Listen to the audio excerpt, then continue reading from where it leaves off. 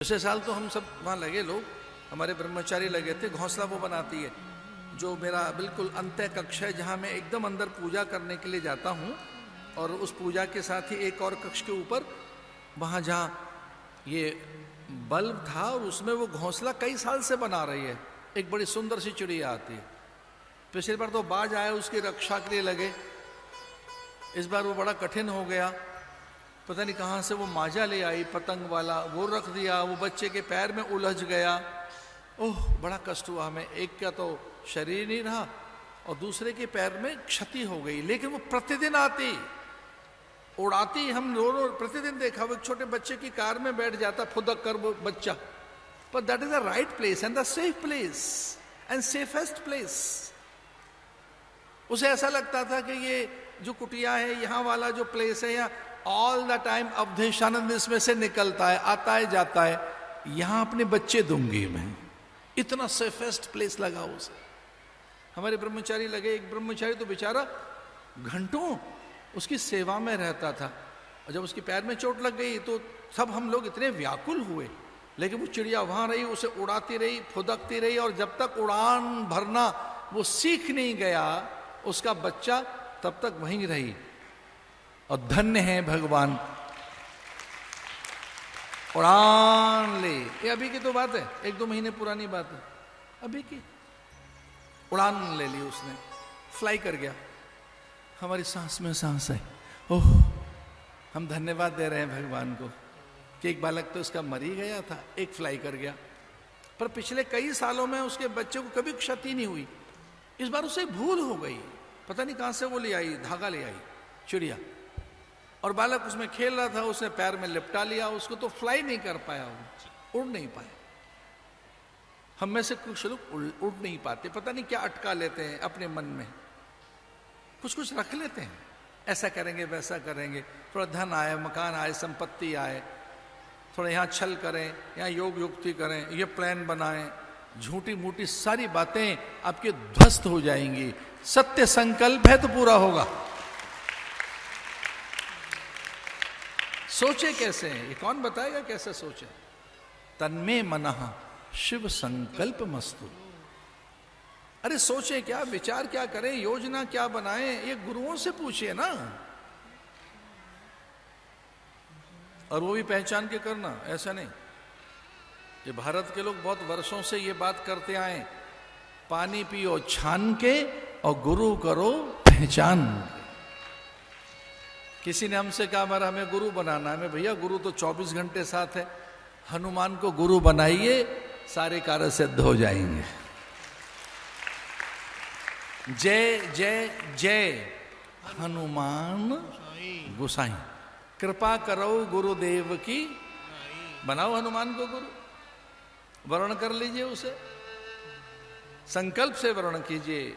नारिकेल देकर, पुष्प देकर, द्रव्य देकर बैठ जाओ ना, अड़कर दंदरुआ धाम के पास कि भैया ऐसा है, महाराज तो हैं पर तू भी गुरु बन जा हमारा। जब सारे कार्य सिद्ध करता है तो गुरु बनने में क्या दिक्कत है? और वो गुरु है ही। इसे जो संकल्प करके देवताओं को अपने मन में बसा लेते हैं, उनके कार्य सिद्ध होते हैं। ये सच्ची घटना सुना रहा हूं मैं आपको, चिड़िया के उड़ने की। उसने कुछ एक ऐसा कर लिया कि उड़ान नहीं भर पाई और संकल्प में कहीं बाधा आ गई उसके। खैर, अभ्यास से उसका कार्य भी सिद्ध हो गया। तस्य तद्वचनम श्रुत्वा सौमित्रे विवर्धान द्रुमान आजहर ततश्चक्रे पर्णशाला अरिंदमः। उनके कहने से पर्णशाला बनाई, कुटिया बनाई। कुटिया तो बन गई, लेकिन भगवान ने कहा कि एक चीज हम करेंगे पहले। सीता ने कहा वो क्या? बोले तुलसी बिरवा हम रखेंगे। तो कुटिया में सबसे पहले तुलसी का पौधा भगवान ने, फिर जम्बू, तमाल, पाकर, रसाल, कदली, फिर कितने ही वृक्ष वहां थे। और कदली कुंज, उस आम्र कुंज में, उस सुंदर सघन विटपों के निकट उस उद्यान में वो सुंदर सी वाटिका,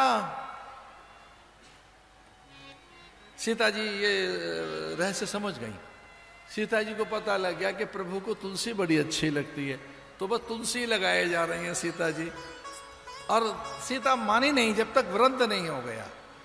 सीता जी तब तक तुलसी लगाती रही जब तक वो वृंद नहीं बन गया। वृंद, वृंद कहते हैं बाग को, वृंद कहते हैं बगीचे को। और आप कितने भाग्यवान हैं, इससे पता लगता है आपके आसपास में तुलसी है क्या। आपके घर आंगन में, आपके घर आंगन में तुलसी का पौधा सूख जाता है और वो वृंद नहीं है, तो समझना कि कुछ जरूर दोष हो रहा है। एक बड़ा लक्षण है, वो बड़ा शुभ शगुन है। वृंद बनाइए, वृंद माने बाग बनाइए। सीता जी ने वृंद तैयार कर दिया, बगीचा तैयार कर दिया, क्योंकि प्रभु को तुलसी प्रिय है। जम्बू, तमाल, पाकर, रसाल, आम्र, इस प्रकार के अनेक वृक्ष लक्ष्मण जी को लगा के लताएं बड़ी सुंदर हैं, तो लताओं को भी निकट ले आए लखन, और फिर हर वृक्ष पर लताएं। सीता जी ने, लखन ने देखा कि सांस लेते हैं, ये बोलते हैं, ये आनंदित होते हैं, ये वृक्ष बड़े आह्लादित होते हैं, कभी कभी ये एक अलग प्रकार का स्वर करते हैं, तो देखे तो सही ये है कौन।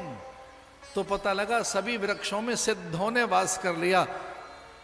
परकाया प्रवेश करके हिमालय के सारे सिद्ध आ गए कि यहां हर पल प्रभु को निहारेंगे, पत्र के रूप में, फूल के रूप में, छाल के रूप में। ऐसा आता है महाराज, ध्यान दीजिए। वृक्षों में तपस्वियों का वास है, ये तापसी हैं, तपस्वी हैं। तो संसार के जितने, हिमालय के जितने सिद्ध थे, योगी थे, जो परकाया प्रवेश कर सकते थे, वे सारे के सारे वृक्षों में, लताओं में, गुल्म में धन्य हैं। कुछ सिद्धों को लगा कि हमें लताओं में क्यों रहना चाहिए, दूर्वांकुरों में रहना चाहिए। तो न जाने कितने सिद्ध पुरुष दूर्वा में सिमट गए अपनी सत्ता को लेकर, दूर्वा में समाहित हो गए, दूर्वा में अंतर्निहित हो गए। सीता जी बड़ी प्रसन्न हैं। सीता जी जानती हैं कि राम जी चल रहे हैं और उनके चरणों को जो स्पर्श कर रही हैं दूर्वाएं, वो सामान्य नहीं है, ये साधु महात्मा हैं, चरण छू रहे हैं प्रभु के।